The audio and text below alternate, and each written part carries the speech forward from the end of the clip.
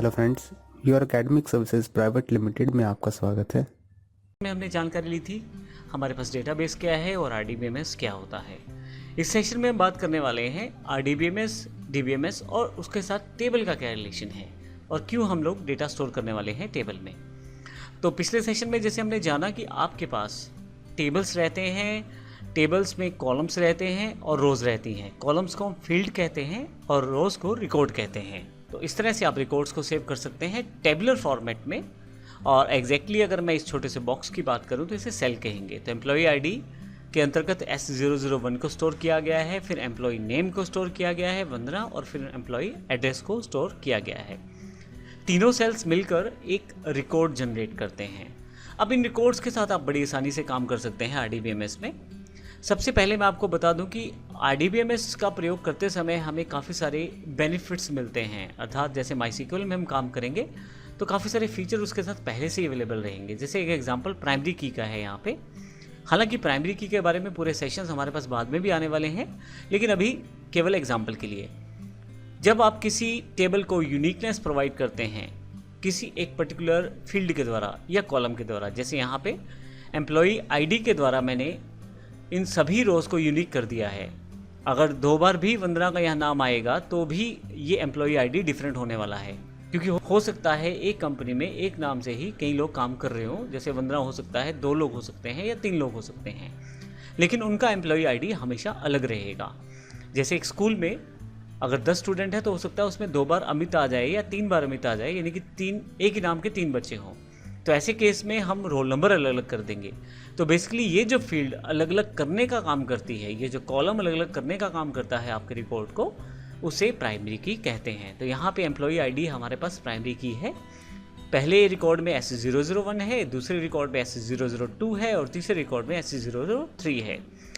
तो टेबल में जब हम डेटा सेव करने वाले हैं तो डेटा के साथ कुछ बेसिक चीज़ें हम जोड़ने वाले हैं ताकि हम अपने डेटा को एनालाइज कर पाएँ और डिफ्रेंशिएट कर पाएँ। उसके लिए काफ़ी सारे टूल्स माईसीक्वल पहले से देता है। इसी फील्ड को, जो एम्प्लॉई आईडी फील्ड है, अगर मैं दूसरे टेबल में प्रयोग कर लूँ, जैसे मैंने यहाँ पे एक एग्जाम्पल को फिर से फॉलो किया है। यदि आप एरोज को देखें तो ये स्टूडेंट आईडी जो है ये दूसरे टेबल में जाकर प्रयोग किया जा रहा है। अब की बार जो डेटाबेस है वो उसका नाम कॉलेज है।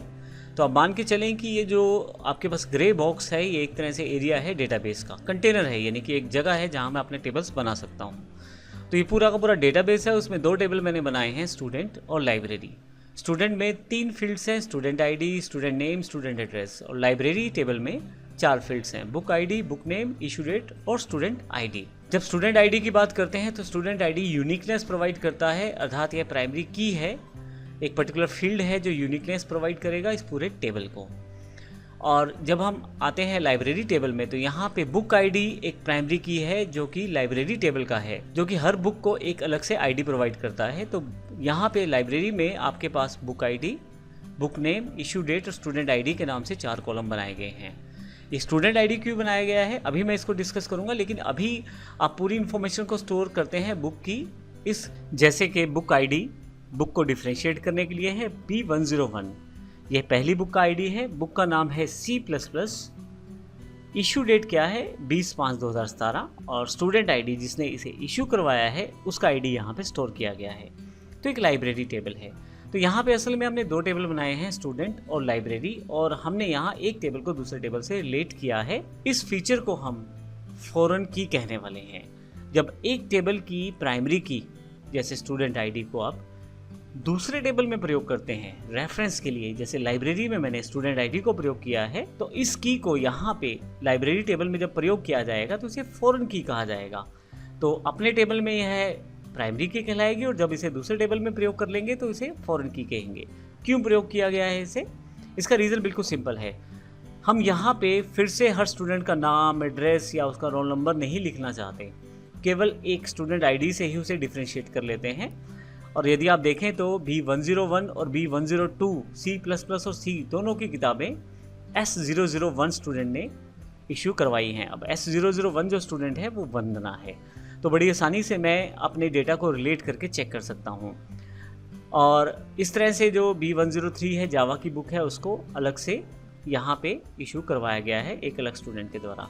हालांकि इन सभी फीचर्स को हम आने वाले सेशन में देखेंगे और एक्सप्लेनेटरी फॉर्मेट में। हालांकि हम आने वाले सेशन में देखेंगे इन सभी फीचर्स को। अभी के लिए केवल हमारा समझाने का मतलब ये है कि हम जो डेटाबेस है उसमें टेबल्स बनाने वाले हैं, फिर उनमें कुछ ना कुछ रिलेशन होने वाला है जिसकी वजह से हमारा डेटा जो है वो प्रॉपरली सेव होने वाला है। फाइनली ये डेटा जो हम सेव करेंगे उसके लिए हम MySQL का प्रयोग करने वाले हैं। तो अगले सेशन में हम डेटा इंटीग्रिटी के ऊपर बात करने वाले हैं। धन्यवाद।